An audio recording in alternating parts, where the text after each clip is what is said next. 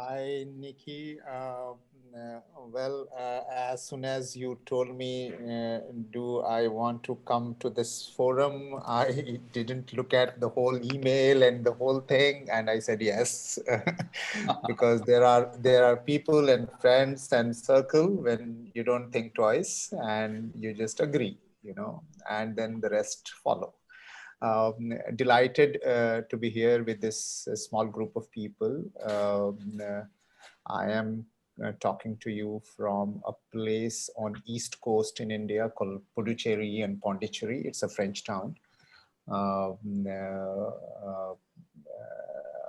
Much later, about 8-9 years later than the independence of India, then the French people left this place. So I am actually talking to you from French town in India, in Pondicherry, and I really don't know what do you want to hear, but I feel that all of you are inspirational, and I was hearing TED Talks and TED several times in the conversation. So obviously, you all belong to the group of people who has expectation and who provide innovations, who provide different experience, different kind of journey that you follow. I don't know what is the definition of development and what is the definition of successful journey, but everybody has a journey, I'm sure. There's no doubt about it. I have a journey of 53-year-old. I am 53. So I have 53 years of journey, 53 multiplied by 12 months, multiplied by 52 weeks, multiplied by number of days, so many journeys. My son, who likes to travel a lot, he says that journey is the destination and not the destination is the journey. So I think every spot and everything is a journey. I run an organization called Digital Empowerment Foundation, and I have never had a degree in computers or IT or any background in digital. Incidentally, I used to run a software company without knowing to write even a single line of code before I started this organization about 20 years back, which I ran for 4 years. And before that, I used to write into an IT magazine without knowing IT. I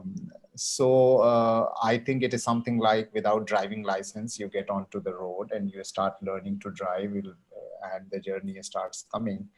And that is the kind of journey I have had. I think the reason why Nikki also wanted me to come and speak and share my journey is because he has been watching that how we have been in India reaching millions of people who live in remote areas, who are poor, who are underserved. And we have been able to take the latest technology, digital technology, connectivity to those people who do not even know what is computers, what is IT, what is mobile, what is connectivity, what is access, who do not even understand what is information poverty, who does not even understand that the food that we eat is also subject to digital journey. The travel that we do is also subject to digital journey. The transaction that we do online is also subject to digital journey. And like Nikki said, he is meeting every one of us through digital journey, I guess. So, in the COVID time. So it's really, really interesting that what we call as virtual is more real than the real, and it's quite fascinating. It's scary, and it's a fact that no more these images which is coming on the screen are just virtual, but they are as real as we are. And we have no choice but to talk to those screens, and without hugging each other, without touching each other, without smelling each other, without literally feeling each other. Now the mute buttons, now the virtual backgrounds and all those things are real. I mean, who knew about just few months back and few years back that we will be talking about what's your background on while you are talking, and what kind of gesture you should have. We always learned what should be your etiquette, but now netiquette is more important than your etiquette, because I can't even see your etiquette. I can't go beyond the screen to see your etiquette in your house. But I am more bothered about your netiquette, whether you have switched off your mic, whether you have camouflaged yourself in such a way that you are talking better than you would have been talking in real life. Are you impressive enough? Am I having a real good turban which is impressive, or it is just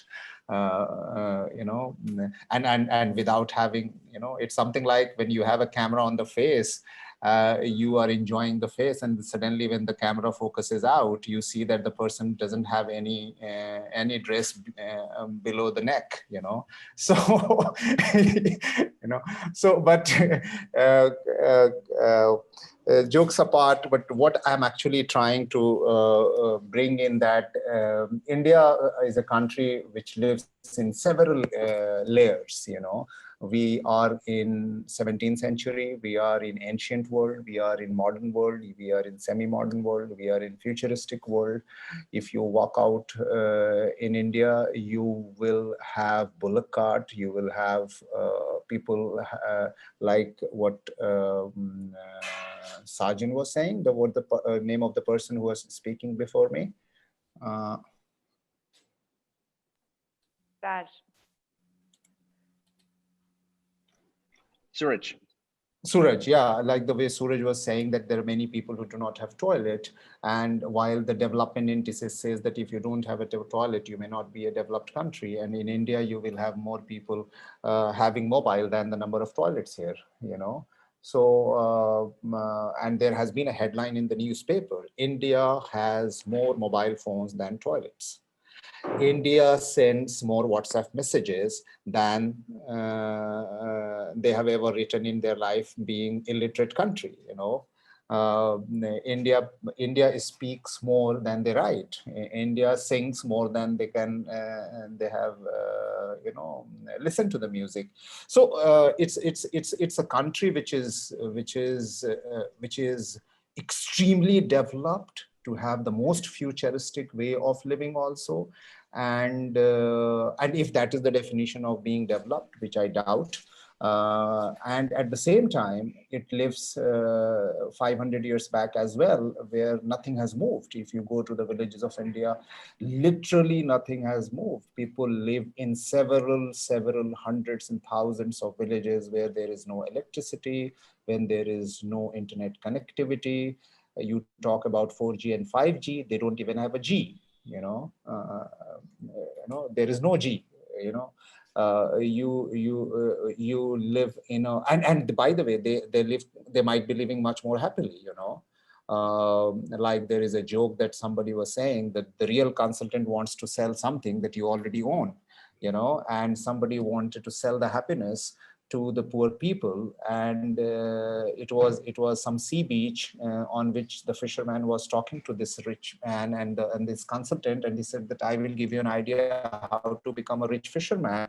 And he said that, why do I want to become a rich fisherman? Because he said that because you will have this and that, and you'll have houses, you'll have open air and all that. And ultimately, by showing all those dreams, it turned out that ultimately the most successful and the rich person is actually having a holiday in Hawaii Beach, and that guy was already on Hawaii Beach, without having taken a full circle of ownership and acquisitions and all that. I wanted to talk to you people about something that I had this very special feeling in 2002 when I was when I had this conviction to found Digital Empowerment Foundation, and I was about to sell my software company, and I was realizing that I am not happy, I am not complete in myself. And what I really saw the world is that everybody is trying to have a rat race of acquisition. I want to acquire degree, I want to acquire certificate, I want to acquire fame, I want to have money, I want to have apartment, I want to have car, I want to have lots of bank balance, I want to have, so it's like a race of acquisition, even the race of acquiring happiness, And then on the other side, I realized that the way development is designed is acquiring abundance, but there is no training and there is no developmental indices which actually teaches us how to give or how to provide and how to offer or how to be not how to become a provider rather than a seeker, And I'm not trying to say that if you're seeking happiness that's bad, but what I'm trying to say is that I have a skill, I have happiness, I have money, I have assets, I have so many things, knowledge, wisdom I could have given, But why do I always want to acquire? Why we are not taught to provide? And that is when I said that I don't want to live this life of acquiring or a race of acquiring. I will try to lead my life offering and giving, whether it's knowledge or money or time or, so you offer. And then I realized is that like in the accounting system, what you give is yours, what you take is debt.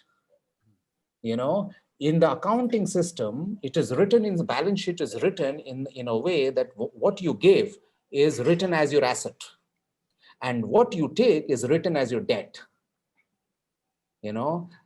So why is this serious system, the whole accounting system is made in such a way that when you take a loan, it is not written as your asset. But if you give a loan, it is written as your asset because you're going to get it. And the loan that you are taking is actually you have to return. So it is never written as an asset, even though it enables you to buy a car. So it's very interesting that why we don't practice in real life. What you actually give is yours and what you take is actually not yours. You have to return, you have to be accountable, you have to be responsible. And that's the reason why anybody who give money to us asks for its statement. How did you spend it? Similarly, when the nature has given you this earth and the universe, they're going to ask you that all these assets that I gave to you, how did you use it? But everything that you are going to give it to somebody else, I don't think that you have to give accountability of that because that's yours. That's your asset. So all the good things, that's the reason why people say, if you do good, good will happen to you. It's very simple. And if you are doing bad, you have to be accountable. The law will ask you, the neighbors will ask you, the government will ask you, the government, the business will ask you, everybody will ask you, why did you do this? But if you do good, nobody asks you, why did you do good? Except that now in the world of social media, when the hate is winning more than love, people are, also asking, why do you love? So this is the wisdom that I got at that point of time. And I decided that, listen, the rest of my life, I'm going to lead by giving, and offering. And so much so that I started being enriched by giving, by giving my time, by giving my, assets or energy or memory or wisdom or anything, or advice or whatever. And people started calling us saying that, hey, you guys are doing good job. Here is more grant. Here is more money. Have you done digital literacy? Oh, it works. Take more money to do digital literacy. You want to connect people? I saw that you have connecting people who to avail this. Here is more grant. Just give us a proposal. So we are an organization who have never, have done business development, where we go and convince people that, listen, I want your money. It's 99% times when people have called us, they said that, hey, you guys, I've heard about you. You guys are doing good job. Is there some new ideas that you have? And then we narrate the story and all that. And they said, okay, this is confirmed. You get $500,000 or whatever, $200,000. But can you please, for formality's sake, write a piece of paper of proposal so that it goes into the documentation? So most of the time our proposal, our concept note, our planning is after the confirmation of the work or the money, and it's a process that is because the system wants you to be to put a piece of paper in place. We have done, and it has been working quite well, I never go to bed thinking that how we will feed people tomorrow, because if I have 100 rupees, we will feed 100 people. If we have 10 rupees, we'll feed 10 people or help 10 people. If we have no money, we will not help anyone, but we will help only with these two hands or whatever we have. So it's always not the money that you need all the time to offer. And that is the philosophy with which for the last 20 years I always give this example that I have been to 50 countries and I have never paid for it. Not even a single country that I have gone, I have paid for myself or stayed anywhere. I have traveled within the country, almost all the states. India is a big country, I have traveled more than about 3,000 to 5,000 villages. I have never spent my own money,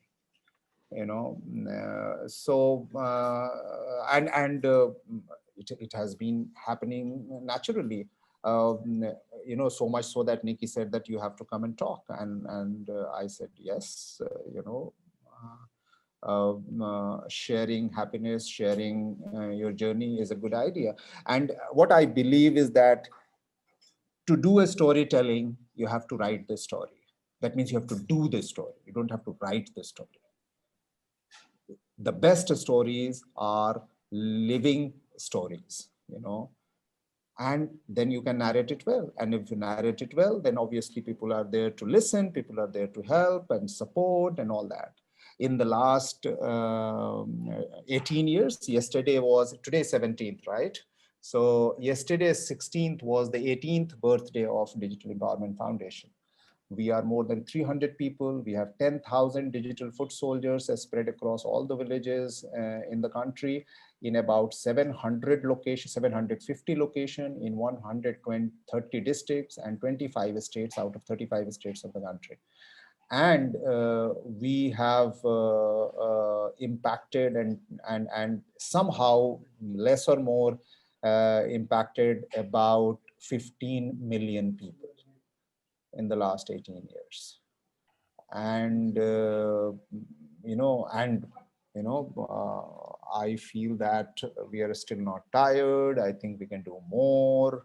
Somebody was yesterday, among one of the advisors, was saying that you are just a teenager ending with your teenage. You have to be now serious. Now you're becoming adult. So you have more responsibility. You have to lead life with much more maturity. So it's interesting. I don't want to take a lot of time of yours to narrate all this, but I would urge you to share with your expectation. Do you want to hear anything interesting that I may not be able to narrate? But in a very short paragraph, I would say that last 18-20 years our life has been to take technology, innovation, connectivity, and access to the people who are underserved, unreached, and poor. And we have been able to successfully make the internet reach to them so that they can reach to the world with their own wisdom, with their own knowledge, with their own needs, with their own requirements, and with their own assets, And that's how it can actually empower everyone. So that's broadly is our life. And I also believe and do not believe. I do not believe in education the ways the world has created system out of education. Me and my wife, we have never sent our children to what you called as a school and institution. They have gone institution, but non-classified, more alternative, where you do and learn. So, it has paid well. They are holistically more educated than what we call as the education between the walls. And so yeah, I would stop there and and happy to interact and share more thoughts with your queries. Osama, you are such a light and a compass and an inspiration. And it's incredible to hear your story. And when I go out to people, so I'd like to start an experiment now. I'd like to shoot you in for 3 minutes in a breakout, and I want you to have a conversation. A conversation begins with the sentence, if money would not be part of the equation, I would. And I want you to finish the sentence to each other, towards each other. That's why I'm only giving you 3 minutes, because it's a short sentence. And then we reconvene here. And I think that's a good starter for the conversation that we should have together afterwards. So I'm shooting you in the breakout rooms now, and see you back in 4 minutes. Who of you said that's exactly what I'm doing right now?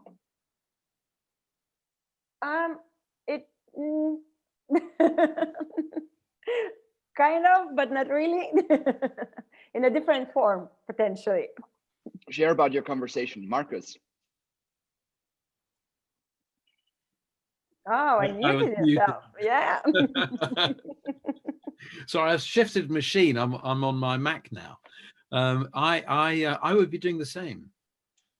I would be doing exactly the same as I do now. And Osama and I had a very interesting conversation, actually, which went on. It almost meandered into universal basic income. Mm-hmm. Yeah. Okay. Do you want to tell us more, or are you keeping it on headline? Oh, I'll be doing exactly the same as I do. So I don't. I'm not really worried about money. If I'm not worried about money at all, and it's sort of a weird thing. It's that when you don't worry about money, you become free to do things which you really, really enjoy. And then paradoxically, money comes with it. Whereas if you're really worried about money, you tend to do the things which you think are going to make you money. And they're very often not the things you enjoy. So you're not very good at them. So you don't get very much. Although I'm not 100% sure if I wouldn't have some money, if I'd maybe care a little about it. I think you're right. I think if you had nothing and you were living in Europe amongst a bunch of people who are also money oriented, you would feel a bit weird, because you might not feel like you want to ask people for money. I tell you, Nikki, if you had no money, nothing, people would almost certainly help you. Interesting thing with money, and I think this is maybe just not true for 5 people in the world. It doesn't matter how much money you have, you always know someone who has more money than you. Always. And you'd envy that person. You'd always feel like, I feel pity for that person, I guess. I read somewhere that like we always, it's like it's a psychological thing that you always think that you need 20% more than what you have. It doesn't matter what you have, like you will always want 20% more. It's like the missing room in your house. Who of you think one more room in your apartment would be actually good? But I disagree with Odetta, because I don't want 20% more. If I want twice. 100% more. Suresh, Odetta, share about your jet. So we basically, it was very quick. Nikki, maybe you will remember, I already told you about what I would do if I didn't have a money problem. I would have this massive, like a tiny city somewhere on the beach where we can kite surf, do yoga, meditate, and also build these amazing social enterprises that would be helping the world. So I would bring WSA, TEDx communities over as inspirational, guides for these startups. So that's why I said, like, in a way, yes, similar to what you're doing here. And then Suresh, after he told me, like, I already had a picture. So I might even tweak my city to be like a vertical city so that we have all the space below for the forest and for animals to go freely around so that we don't interrupt and intervene into that space. So that's what Suresh would do. Yeah. So when she asked me, I said to her, if I would take a village, then I thought, okay, I take a real example. I take Switzerland as an example, and I would build a city like Zurich, Bern, Geneva, Basel, and the Lugano, and the rest of the small village. I will eliminate and grow the forest and build a vertical city and then connect each city through the Swiss Metro underground way, and let the animal to live like how they want it. And the vertical city, and the vertical city, high vertical city, also I will have build a street on the top of the vertical city that people can walk through one building to other building. And also the Suraj mentioned today, the sewerage system and all the water system, everything is city by. So it will generate the helping the global warming and the peaceful way of living in with the high tech and the nature together. It's then if we want to go to beach, we can go to, you can fly to her Mexico village to enjoy the sky surfing and whatever. It's another dream. I think it is a reality if we go to live in Mars or somewhere, and maybe it's possible. Interesting. I love the vertical city. It's way more efficient than the horizontal city. And the footprint, the city of the footprint of a few houses is actually a neat idea. Drops a long shadow though. Martin. Well, I think it would change a little bit, but I would invest in sustainable startups and projects. Okay. So I would totally have you in my Mexico City. Maybe. Were you with Kyra? Who was with Kyra? Yes. She was really shocked when I was in the room, and so she left. Oh, okay. Good karma. Do you have a good, good energy for her? What did she say? She was talking about her project between the matching of older people and young people in the advertising branch. Mm-hmm. Yeah, the advertising industry is not a place for elders, right? It's kind of a kids' sandbox of creativity. Interesting. Okay. Indra and Sebastian. So it must have been you guys together in the room as well. Our two camera-less participants. Yes, because a lot of noisy and kids around me. But actually, if money don't care for me, so I would, of course, spend more time in nature and be happy of present. But when Odetta was talking about the city, I remember my small dream to have an island in the sea, so where I can organize this TEDx events also. So I think we need to talk before that a little bit more. So that's all. Nice. Sebastian, would you like to add something? I also had an kind of optimistic idea, I think. So we spoke about all these international communities being really great for us, and I think it would be great if we somehow could connect every person in this world so they can communicate over all borders and don't care if the other one is on the other part of the earth, and just have a large big community. I think that would make the world a little bit better. Nice. It's interesting how we have conversations about not having anything or not having money for the second time, like the San Francisco, the birthplace of the hippie movements, where they said we don't need anything, and then actually this is what they ended up with, not having anything, and when went bellies up, most of them. And there's one organization, it's called the Plenty Organization. I think they're called the Plenty Organization, where they realize that they have to live in abundance, they have to have everything before they can actually start sharing wisdom and giving.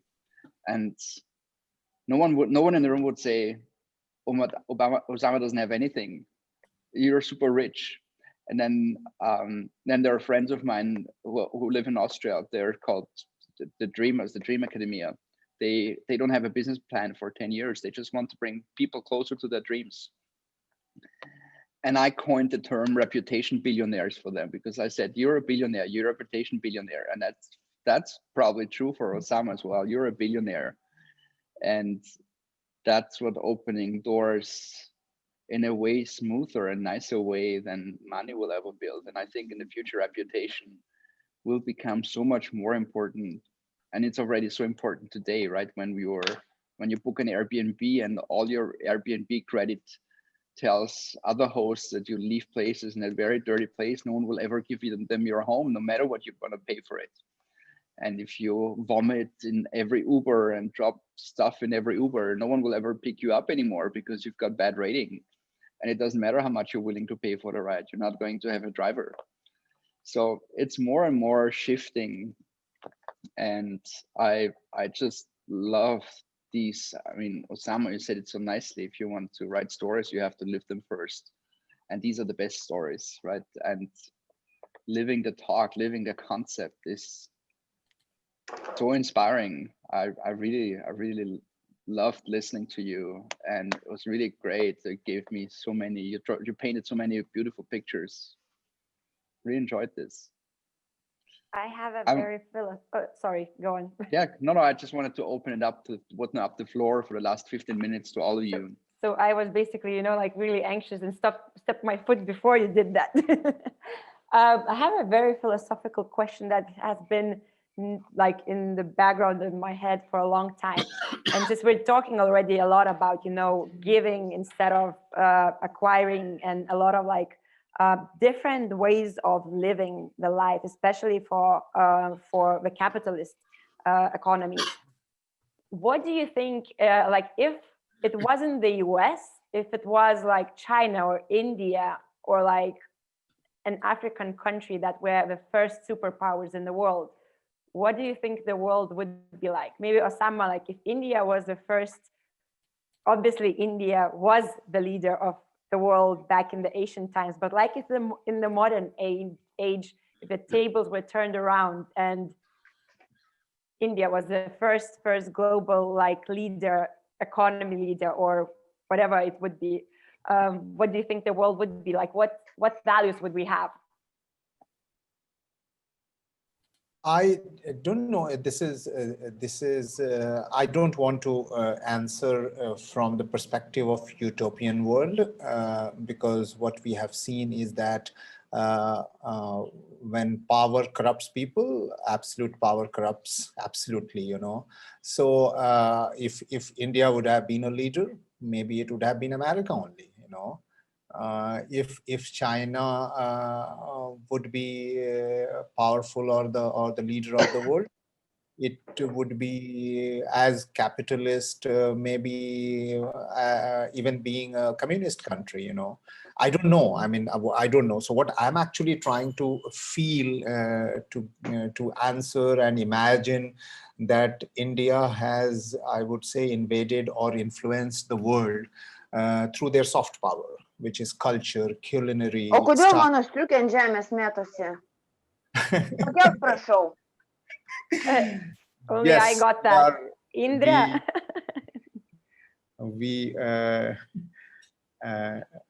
Should we wait to listen to Andre? Okay, she has muted. Okay. So what I am actually thinking is that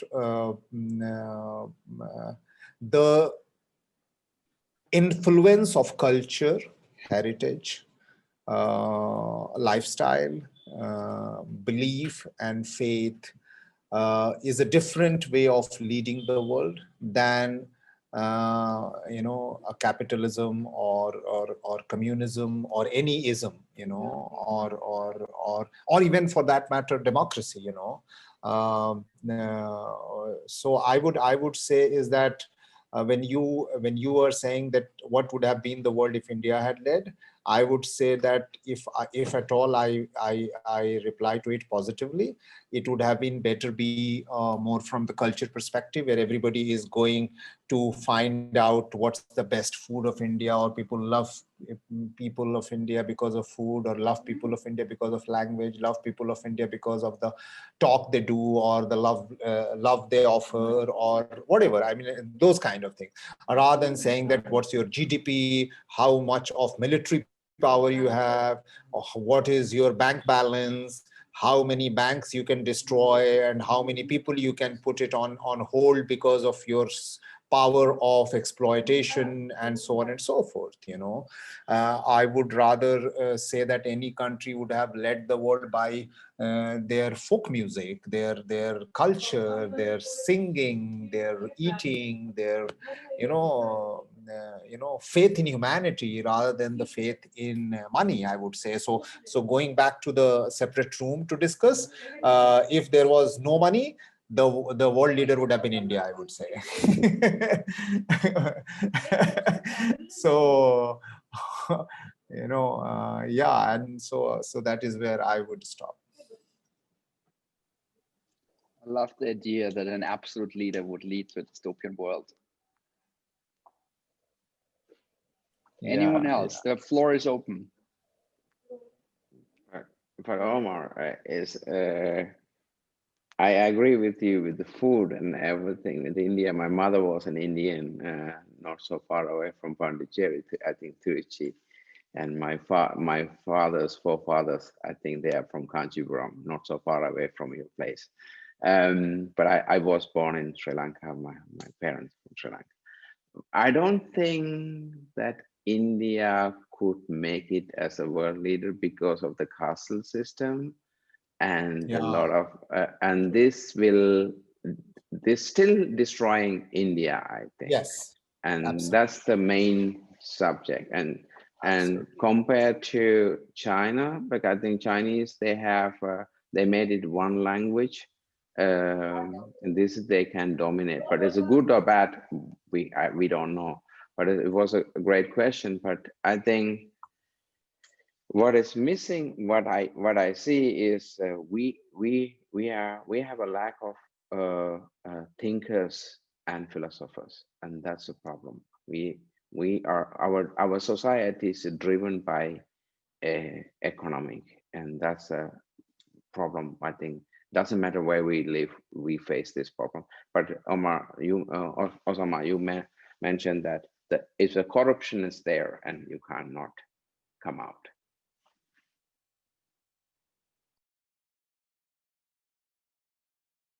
Yeah, certainly. I would certainly agree to the analogy that you gave and the deep analysis of the system that India has percolated within themselves is certainly a huge. I mean, in many countries, when racialism is as a curse to the society, we have that curse at every village level and every district level and every state level in a different format, because at some point of time in history, somebody who called themselves upper caste created a system of classifying people into in such a way that you are born into that system, rather than your classification should be based on you have two eyes, you have one nose, you have one two, so the nature, the nature machine, so this nature machine very intelligently or exploitatively has been defined by somebody, and it is so deep rooted that here election happens, decision happens, business happens, support happens, exploitation happens, everything happens on the base of this, and which is like nepotism as a part of DNA, of the system. So yes, you are absolutely right.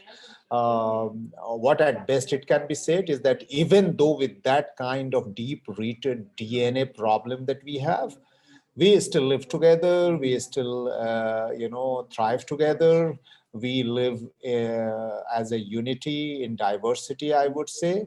But that is also because everybody who is at a lower level accept it as a fact of life. If they start revolting, saying that no, I want to be as equal as you, things may not be as it's like in patriarchy, women accept patriarchy as a system and they themselves become patriarchal, and that's the reason why it flourishes, and nobody says that it has got any side effect.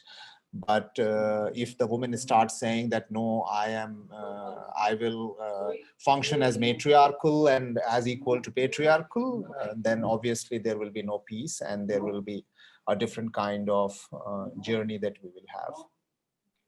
It's a very interesting question. What is better in the long run? Like not having peace for a short term, but actually afterwards living without discrimination and racism, as you mentioned, versus continuing in peace, but not as equal as people should be.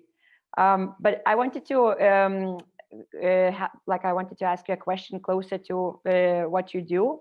How do you deal with the problem of no electricity? Then you're trying to bring digitalization to people. So does electricity also follow, or yeah, how does that work? So there are three layers of energy problem in poor countries, or let's say in India. One is that electricity is available not 24/7. It's few hours available out of 24 hours, which is good enough to give you a charging facility to your battery or to the backup.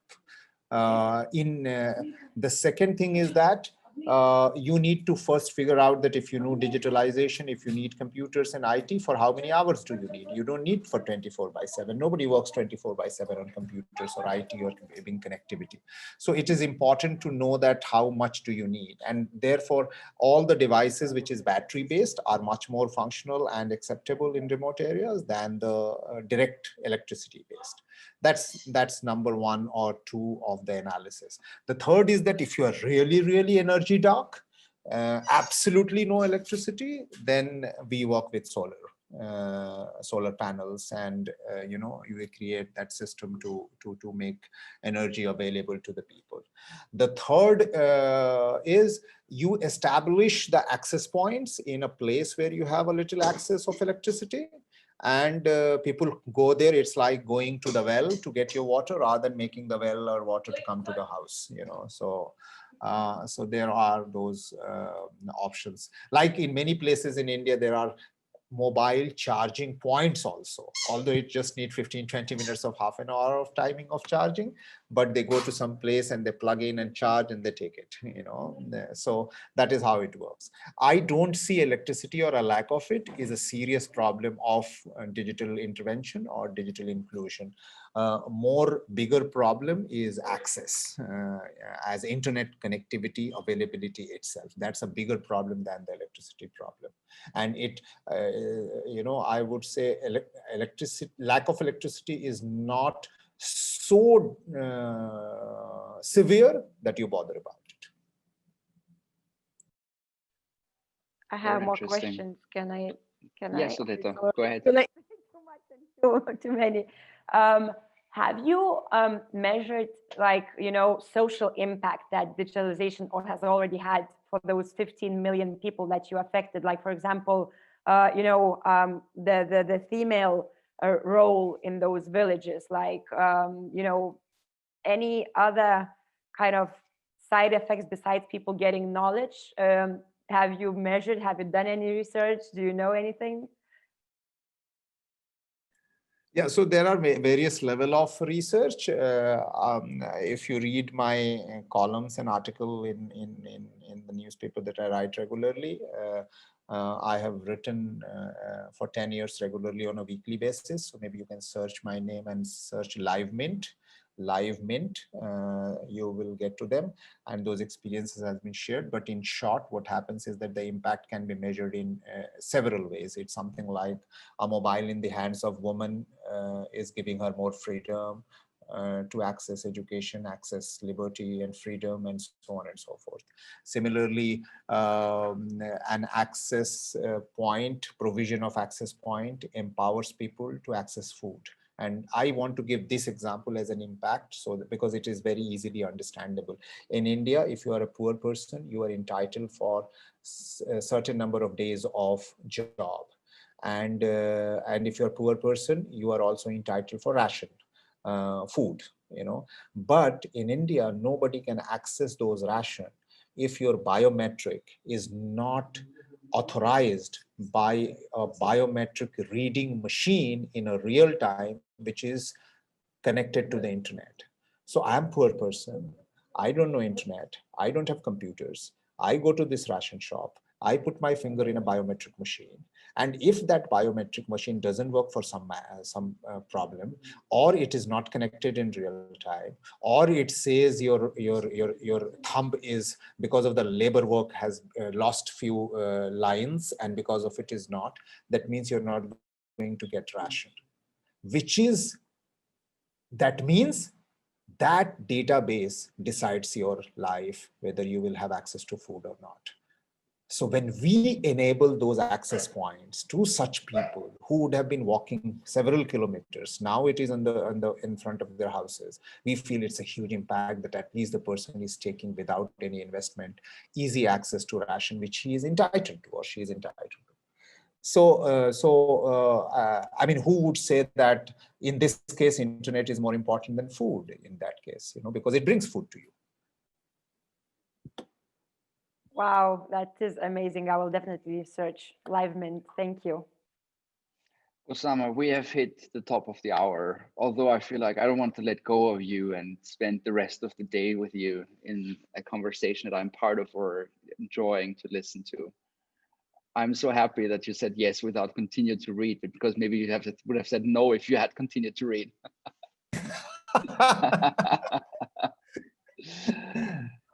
An incredible hour. Thank you very much for bringing. And I am a little curious that how do you get this background, which is live in your camera, and you are not even a proper BBC studio.